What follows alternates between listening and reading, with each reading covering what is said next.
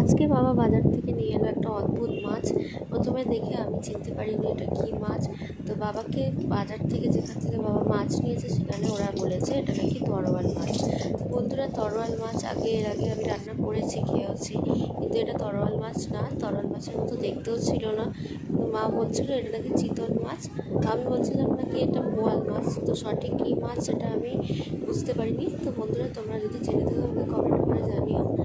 তো দেখো, আমার অনেক দিন ধরেই মাছের ঝোল খেতে ইচ্ছে করছিল, সেই জন্য বাবা বাজারে গেছিলো জানার জন্য পাতলা করে মাছের ঝোল করবো বলে। তো রুই মাছ পাইনি, তো বাবা এই মাছটাকে নিয়ে এসেছে। তো ভাবছিলাম প্রথমে ঝাল করবো, তারপরে ভাবলাম যখন ঝোল খেতে ইচ্ছে করছে তখন এই মাছটাকেই ঝোল করা যাক, দেখি কেমন খেতে লাগে।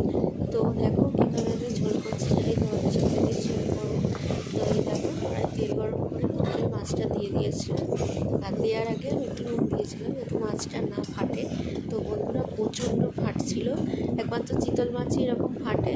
তো যাই হোক, হবে হয়তো চিতল মাছ বা কিছু। তো দেখো, প্রথমে মাছগুলো আমি লাল লাল করে ভেজে নিয়েছিলাম, তারপরে কড়াইয়ের মধ্যে অল্প একটু তেল দিয়ে আমি আলুগুলোকে প্রথমে ভেজে নিয়ে তারপরে পেঁয়াজ কুচি করে রেখেছিলাম ওটা দিয়ে দিয়েছি। দিয়ে হালকা লাল লাল করে ভেজে নিয়ে এবার আদা রসুনের পেস্টটা আমি দিয়ে দিয়েছিলাম। দিয়ে হালকা 1 মিনিট ভেজে আমি আদা রসুনের পেস্টের মধ্যে আমি বাটির মধ্যে একটা মশলার পেস্ট করে রেখেছিলাম, জিরে গুঁড়ো, ধনে গুঁড়ো, লঙ্কা গুঁড়ো আর নুন দিয়ে একটা পেস্ট করে রেখেছিলাম। তো সেই পেস্টটা দিয়ে এখানে আমি মশলাটা ভালো করে কষিয়ে দিচ্ছি। তো দেখতেই পাচ্ছ মশলা আমার কষানো হয়ে গেছে। এবার দিয়ে দিচ্ছি পরিমাণ মতো জল আলুটা সেদ্ধ হওয়ার জন্য। আর জলটা দিয়ে আমি একটু নাড়াচাড়া করে কিছুক্ষণের জন্য রেখে দেবো ঢাকা দিয়ে, যাতে আলুটা খুব ভালো করে সেদ্ধ হয়ে যায়। তো দেখো, ঢাকা দেওয়ার আগে আমি একটু অল্প গরম মশলা দিয়েছিলাম।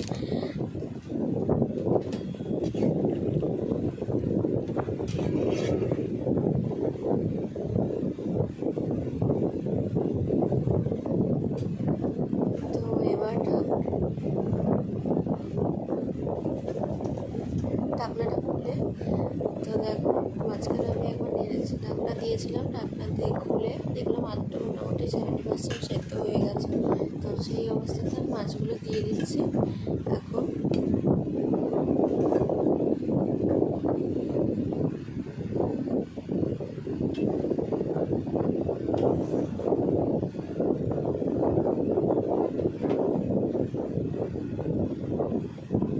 দেখো ঝোলটা কিন্তু ফুটে গেছে।